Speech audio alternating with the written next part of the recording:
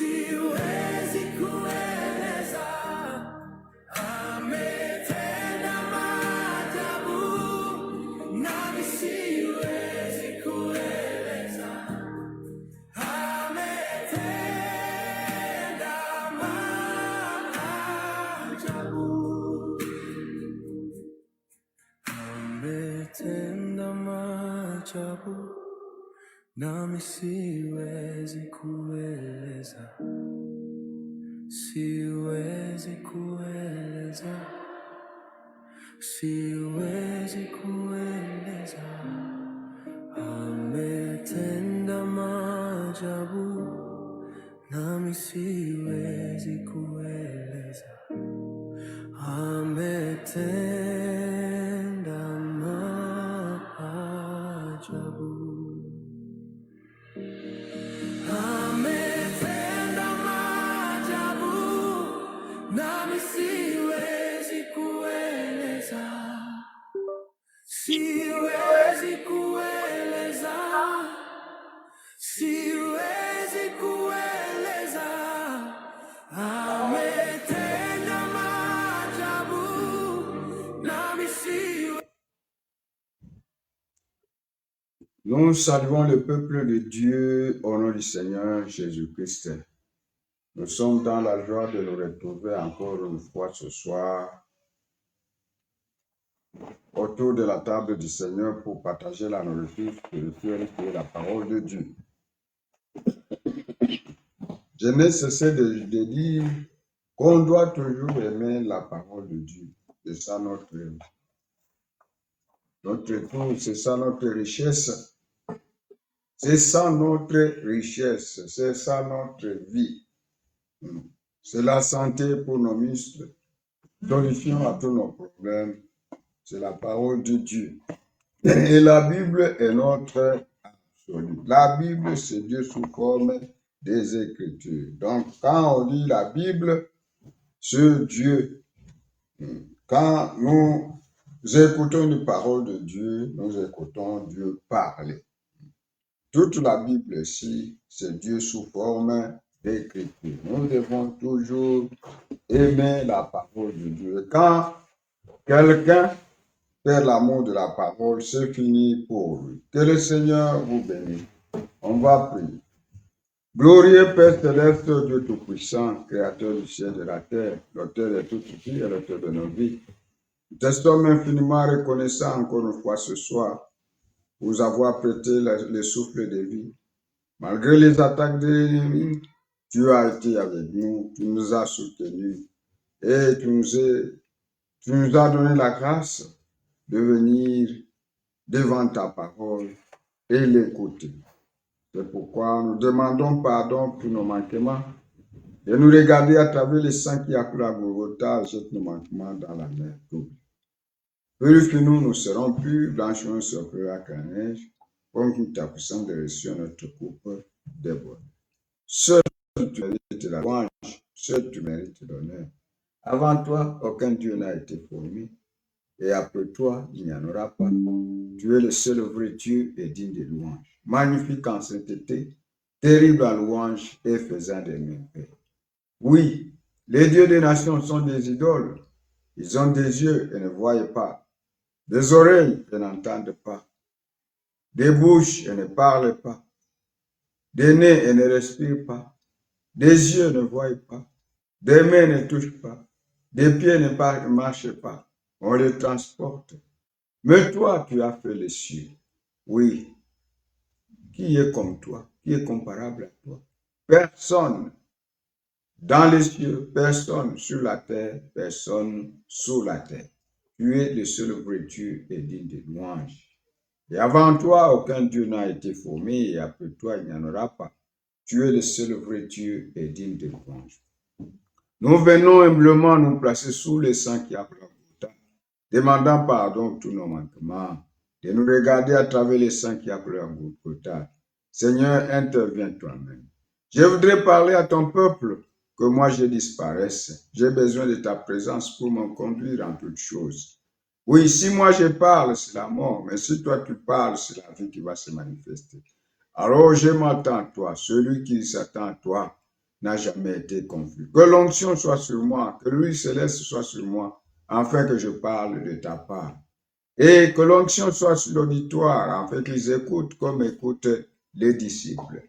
Et tout celui qui entendra cette parole, ô Dieu, en l'écoutant seulement, qu'il trouve solution à son problème. S'il est malade, qu'il trouve sa guérison au nom du Seigneur Jésus-Christ. Pour la guérison, nous l'avons déjà depuis le calvaire. Oui, alors au calvaire, nous avons eu le salut, au calvaire, nous avons eu la guérison. Et par tes sûr, nous sommes guéris. C'est pourquoi tout celui qui l'entendra, oui Seigneur, s'il est malade, qu'il trouve la guérison. Oui, s'il a besoin du salut, que tu puisses lui accorder le salut. S'il a besoin du Saint-Esprit, que tu puisses lui accorder le Saint-Esprit. S'il a un besoin quelconque, qu'il trouve solution à son besoin. Nous attendons tous à toi, ceux qui s'attendent à toi n'ont jamais été confus. Oui, tu as dit, je ne vous laisserai pas orphelin, je serai avec vous jusqu'à la consommation des âges, jusqu'à la fin, oui. Et pas seulement avec nous, mais en nous aussi. C'est pourquoi nous avons besoin de cette portion-là pour parler de ta part. Que l'onction soit sur moi, que l'onction soit sur l'auditoire et tout celui qui entendra. Nous attendons à toi. Élève-nous dans les lieux célestes en Christ Jésus et bénis-nous de toutes sortes de bénédictions spirituelles et matérielles. Nous attendons à toi. Ceux qu'on n'a pas prié, nous les commettons entre tes mains. Commence avec nous et termine avec nous. En Jésus-Christ. Amen. Nous lisons la parole de Dieu. Nous allons lire dans Jean 12, le verset 20 et 21. Et puis nous allons lire Hébreux 13, le verset 8. Nous lisons. Quelques Grecs du nombre de ceux qui étaient montés pour adorer pendant la fête s'adressèrent à Philippe de Bethsaïda en Galilée et lui dirent avec instance, Seigneur, nous voudrions voir Jésus. Que le Seigneur ajoute la bénédiction à sa parole. Nous lisons Hébreux 13, 8. Hébreux 13, 8 dit, Jésus-Christ est le même hier, aujourd'hui et éternellement. Aujourd'hui et pour toujours. Hébreux 13, 8. Jésus-Christ est le même hier, aujourd'hui et éternellement. Nous tirons notre sujet sur Jean 12, le verset 21, là en bas. Seigneur, nous voudrions voir Jésus. Et nous intitulions, Messieurs, nous voulons voir Jésus. Tout le monde qui a entendu parler de Jésus veut toujours le voir. Si on peut demander dans l'auditoire qui veut voir Jésus, eh bien, ça sera 100%. Tout le monde cherchera à le voir. Et il est le même hier, aujourd'hui et éternellement. Alors, ces Grecs qui sont montés sont venus voir Jésus. Nous devons voir Jésus. Ce qu'il a fait hier, comme Jésus-Christ est le même, hier, aujourd'hui et éternellement. Ce qu'il a fait hier, s'il est le même, il va faire ça aussi aujourd'hui. Et il le fera encore. Voyez. C'est quand on lui a posé on a dit, Père, glorifie ton nom. Il a dit, je l'ai glorifié et je le glorifierai encore. Ce qu'il a fait hier, il le fera encore. Alors, dans cette brochure, c'est le prophète qui a prêché, il a prêché.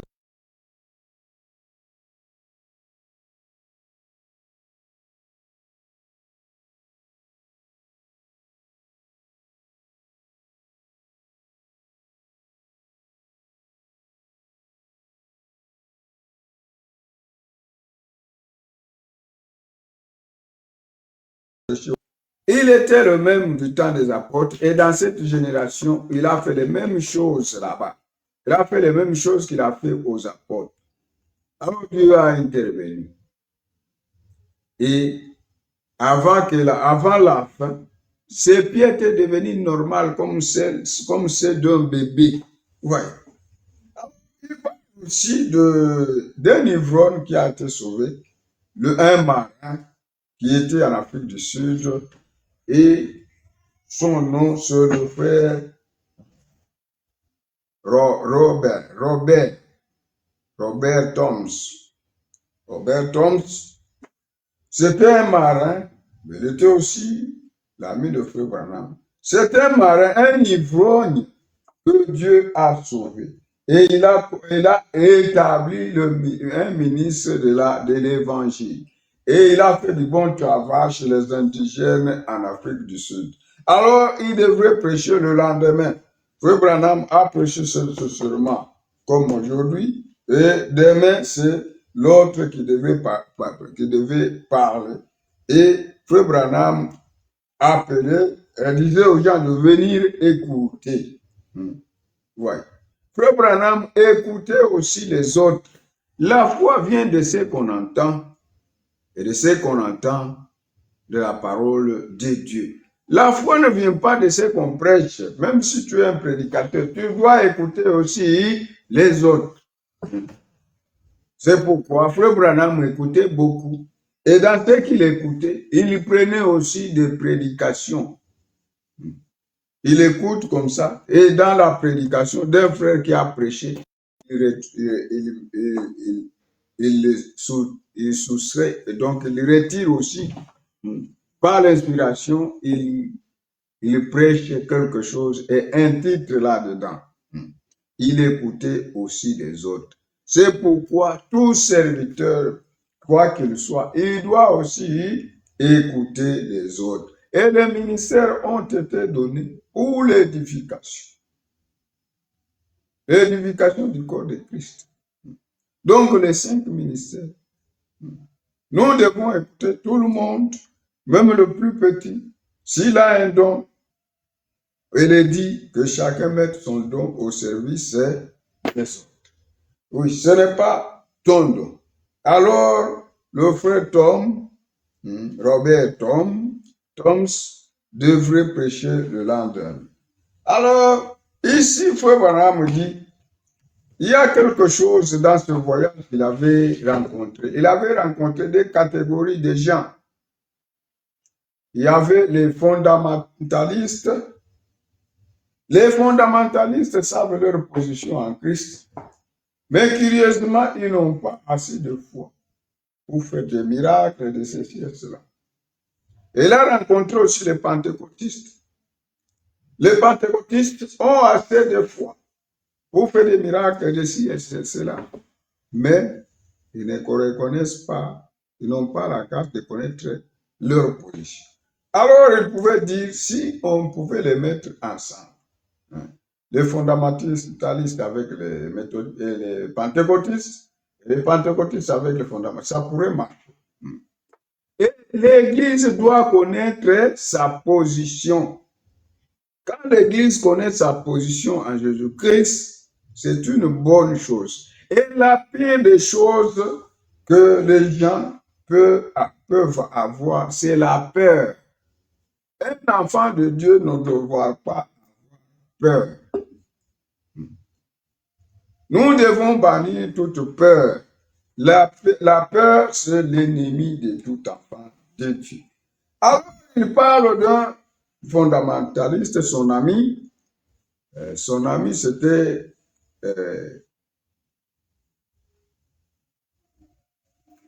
Maurice, docteur Ridad. On appelle Maurice docteur Ridad. Maurice Ridad, c'était son ami. Il était aussi fondamentaliste. Alors, cet ami-là,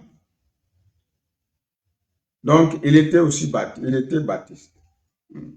Cet ami-là il était docteur, il était un enseignant. Et il y avait un musulman qui est venu étudié, je ne sais pas si c'est dans son école, lui il était professeur, je ne sais pas, mais il était venu étudier l'électricité chez monsieur Vidal. Alors, le musulman a fini les études, il voulait rentrer dans leur patrie. Le monsieur lui a dit que tu as terminé les études. Maintenant, tu ne peux pas aller avec Jésus-Christ et abandonner ton vieux prophète là mort, Mahomet. Et ce monsieur a tapoté d'abord sur la terre et puis lui a répondu, qu'est-ce que Jésus peut faire encore de plus que Mahomet n'en a fait? Qu'est-ce que Jésus peut le faire? Alors c'était une conversation, celui-ci réplique, celui-ci réplique. Vous avez les livres que vous appelez la Bible. Moi aussi j'ai les livres que j'appelle le Coran. Jésus est ressuscité, sa tombe est vide. Je le sens dans mon cœur. J'ai la paix, la joie et tout cela. Lui dit aussi, moi aussi, j'ai la paix en lisant seulement. Vous, votre Jésus, il a promis la vie après la mort. Mahomet aussi a promis la vie après la mort. Jésus a promis la vie après la mort. Jésus va retourner, il va retourner. Nous aussi, Mahomet va quoi? Va ressusciter, il va monter sur le cheval blanc, il va conquérir le monde. Et l'autre disait non, j'ai déjà été, et plusieurs ont déjà été là-bas. Mahomet est dans la tombe. Mahomet est dans la tombe. Et puis on y met un cheval blanc, on le chante toujours. Et malgré ça, oh, j'ai Jésus dans le cœur, lui aussi. Vous pouvez sautiller, moi aussi je peux le sautiller avec le livre. La joie que vous donne Jésus, la joie que vous avez, nous aussi nous avons. Je peux aussi sautiller. Je peux aussi sautiller. En voyant que Mahomet va venir conquérir. Alors c'était une discussion. Quand ils ont discuté, Monsieur Riddle n'a pas pu le convaincre. Et le Mahométan a dit que j'ai déjà parcouru votre Bible plusieurs fois. Plusieurs fois. D'ailleurs, votre Jésus là, il a promis beaucoup de choses. Dieu, il a promis seulement la vie après quoi. Mais il a promis beaucoup de choses. Et en parlant, ils sont arrivés même à Marc 16, 9 à descendre. Maintenant, Riddle, comme c'était un fondamentaliste, il ne croyait pas au miracle, il ne croyait pas à la guérison divine. Alors, quand ils sont arrivés à Marc 16, 9 ou descendre, le monsieur a dit, peut-être les écrivains ont eu tort.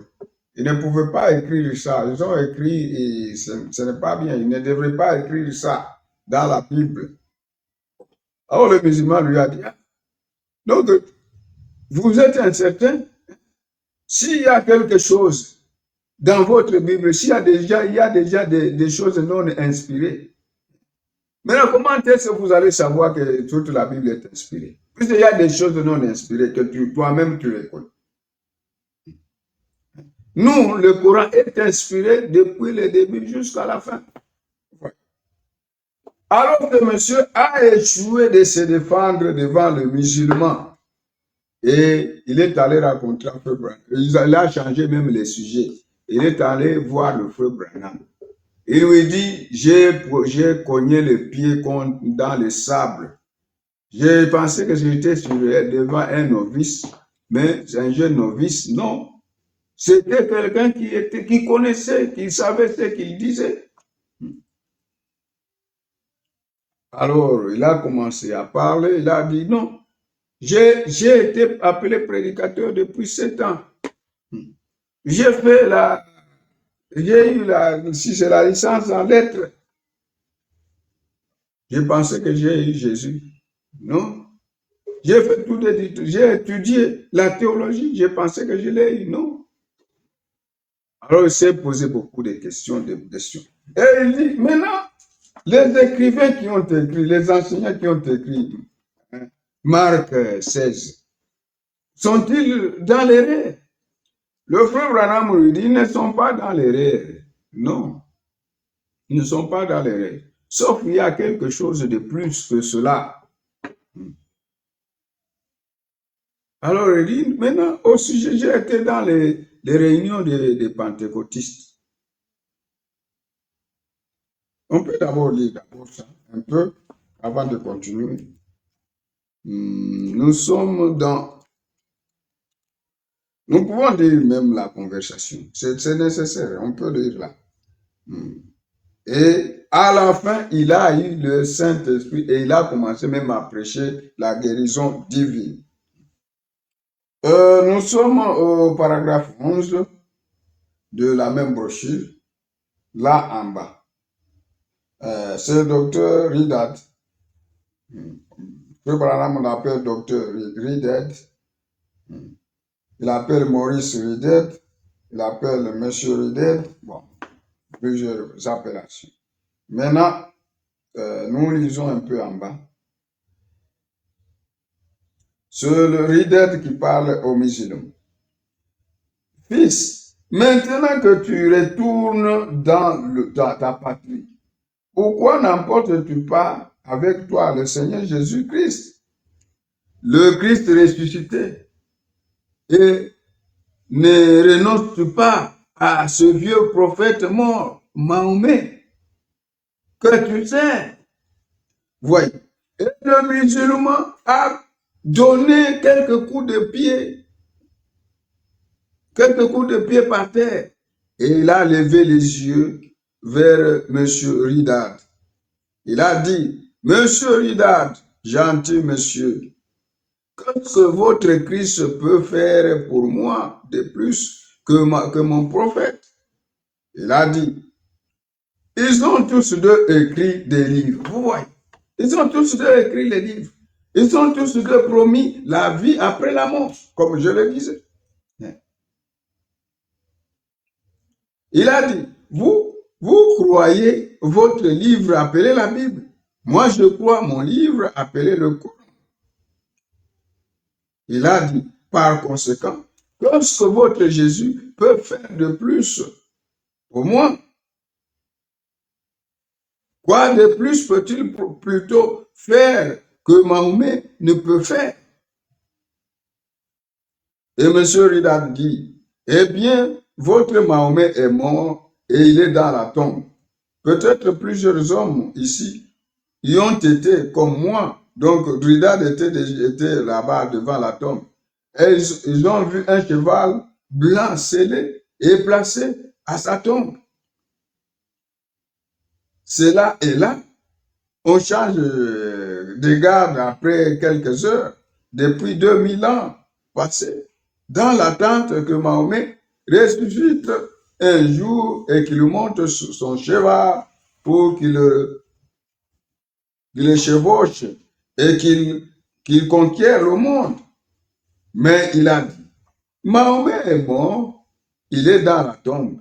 Mais Jésus est ressuscité d'entre les morts et il est vivant. Et le musulman a dit à M. Ridat, il a dit, est-il ressuscité? J'aimerais vous voir le prouver qu'il est ressuscité d'entre les morts. Donc, nous ne pouvons pas rester seulement, il est ressuscité. Nous devons faire les œuvres. Lui-même, il a dit, vous ferez les œuvres que je fais. Et le musulman a dit à M. Ridat, il a dit, est-il ressuscité?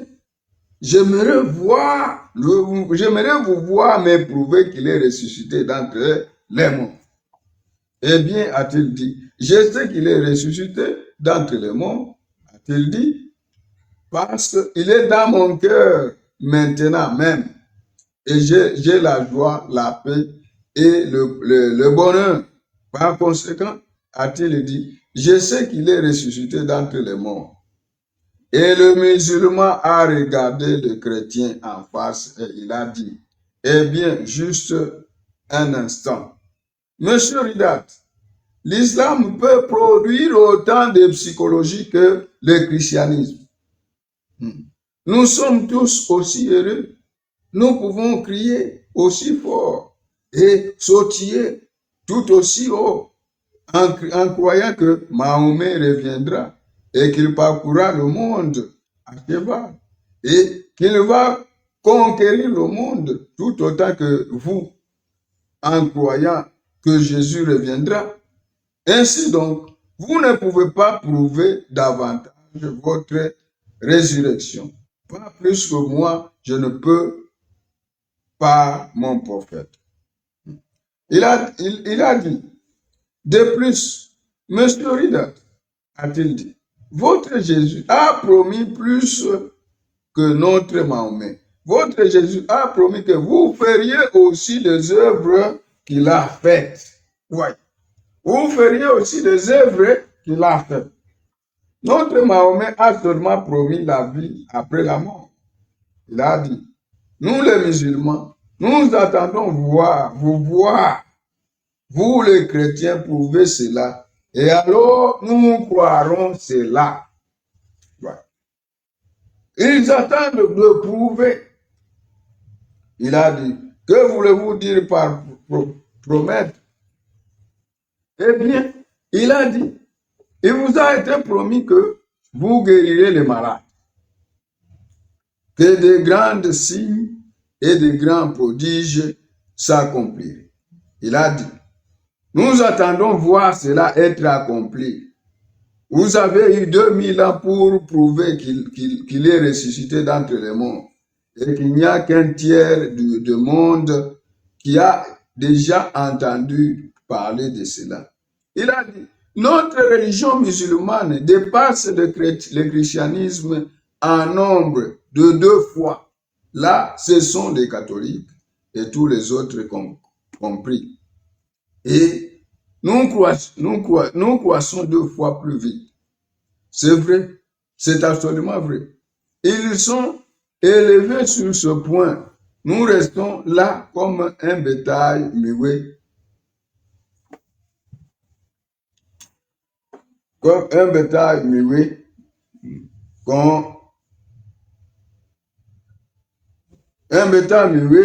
qu'on mène. J'aime Longfellow, ce grand poète anglais qui a dit, ne reste pas là comme un bétail muet que l'on mène, soit un héros, c'est vrai.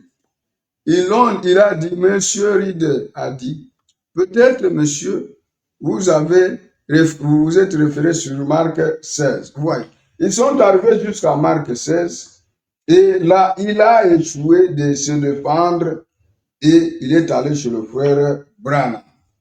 Maintenant, chez le frère Branham lui a dit, nous lisons un peu ici avant de continuer. J'ai dit, monsieur, je n'oserais pas dire que les enseignants étaient en erreur.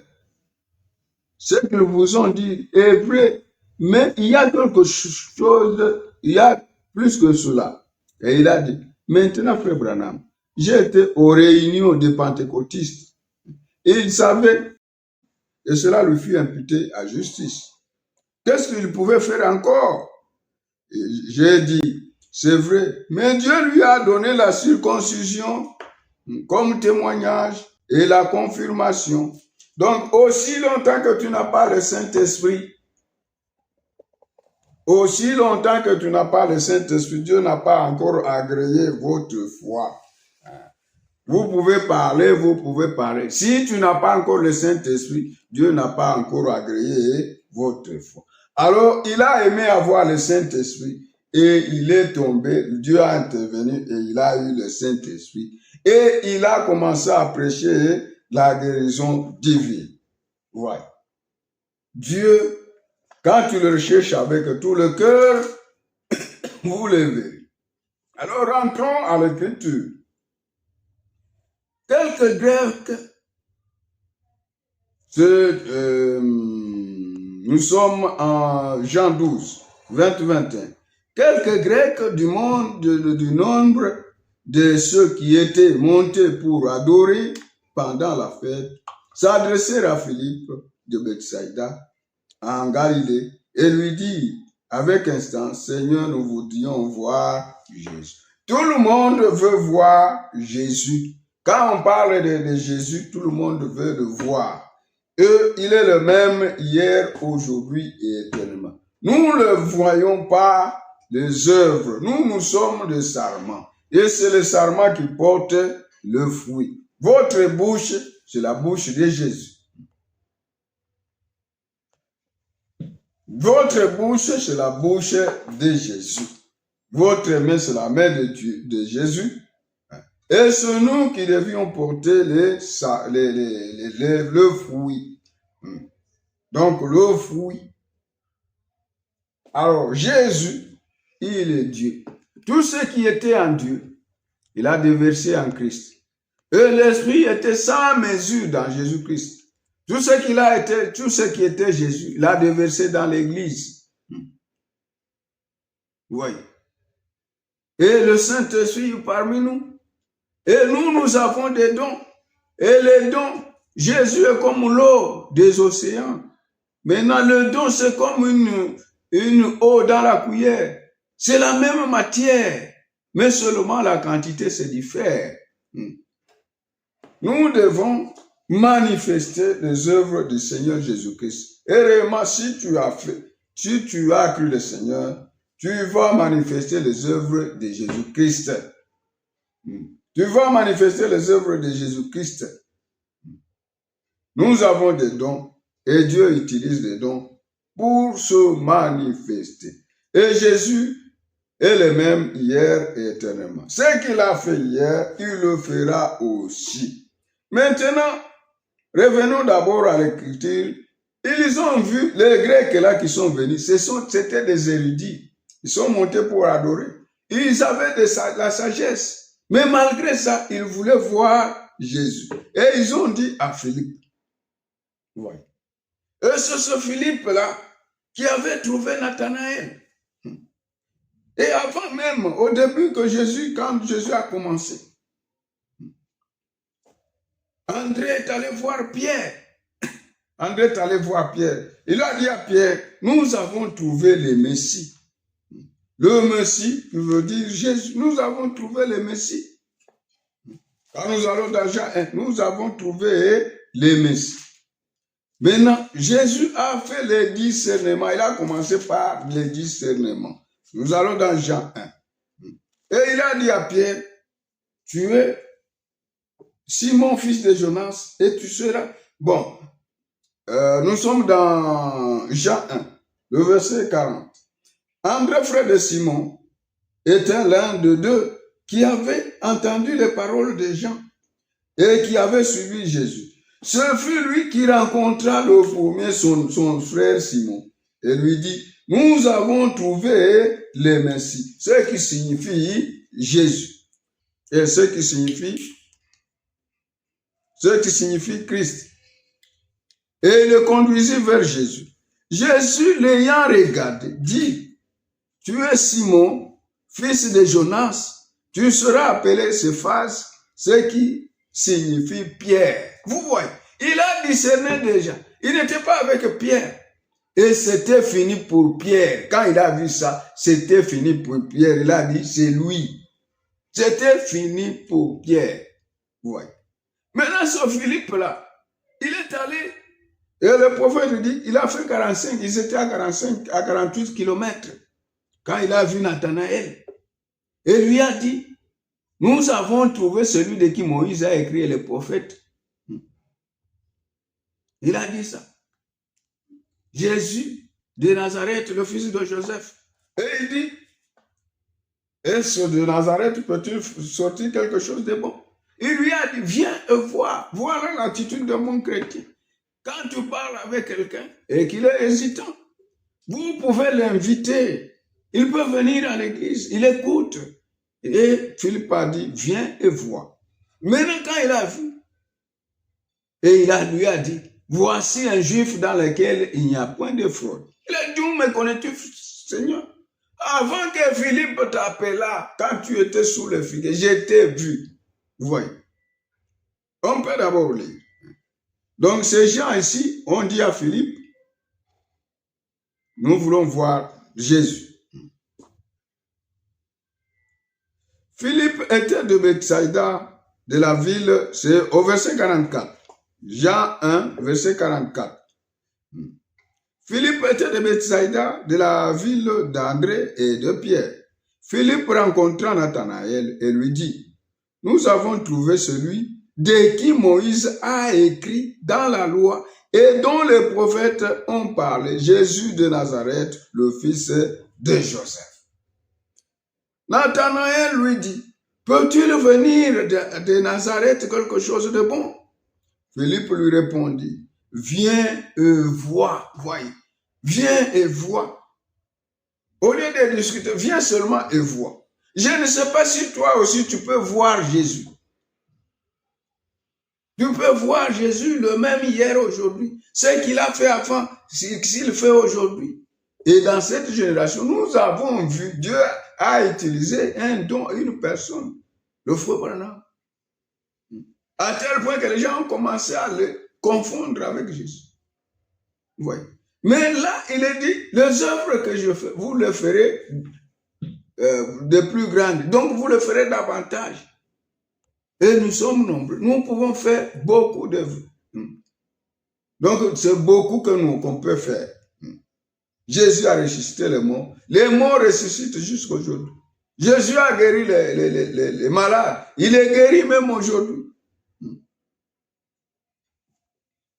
Lisons d'abord. Jésus, le fils de Joseph.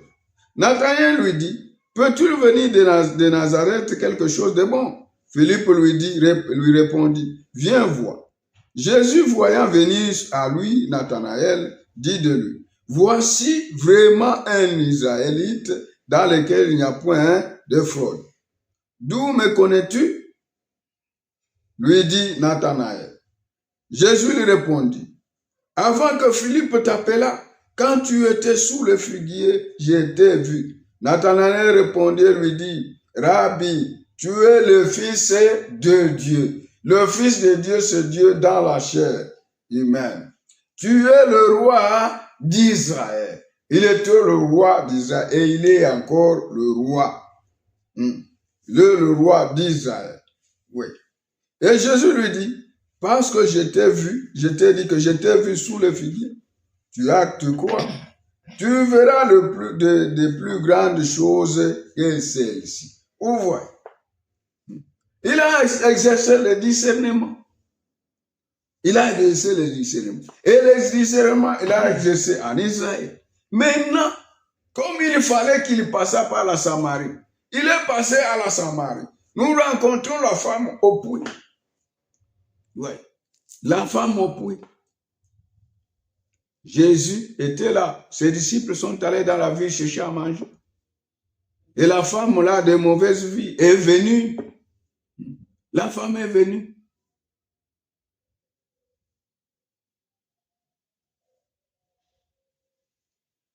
La femme est venue avec la cruche. Jésus lui demande de l'eau. Donne-moi de l'eau. Elle a refusé, elle a dit, nous, vous les Juifs, frères, nous n'avons pas de relation avec comment tu m'as. Il a dit, si tu connaissais le don de Dieu, et si tu connaissais celui qui te dit, donne-moi de l'eau, c'est toi qui pouvais lui demander de l'eau. Vous voyez. Et ils ont causé finalement. On peut un peu, bon, je ne sais pas, le temps fait défaut. Et ils ont causé, finalement il est arrivé un temps. Et la femme a dit, donne-moi de cette eau afin que je le bois. Et Jésus lui a dit, va chercher ton mari. Ah.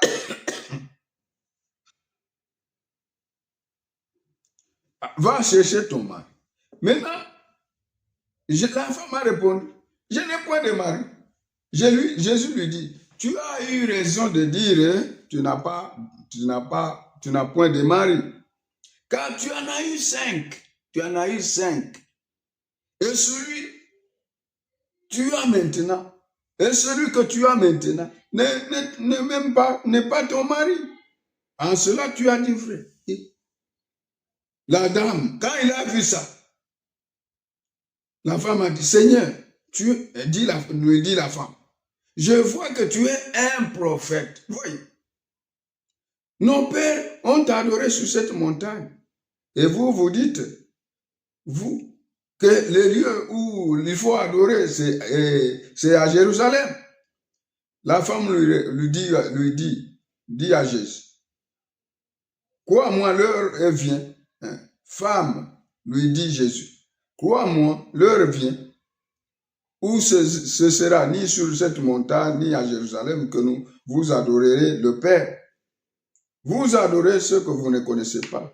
Nous adorons ce que nous connaissons, car le salut vient des Juifs. Mais l'heure vient, elle est déjà venue, où les vrais adorateurs adoreront le Père en esprit et en vérité. Car ce sont là les adorateurs que le Père demande. Dieu est esprit. Il faut que ceux qui l'adorent en esprit et en vérité. La femme lui dit, je sais que le Messie doit venir, celui qu'on appelle Christ. Quand il sera venu, il nous annoncera toutes ces choses. Jésus lui dit, je le suis moi qui te parle. Alors la femme a couru, elle a cru ça, elle est allée dans la ville. Elle a dit, venez voir. L'homme qui m'a dit tout ce que j'ai fait, n'est-il pas le Messie? Et les gens ont couru. Voyez, la foi agit.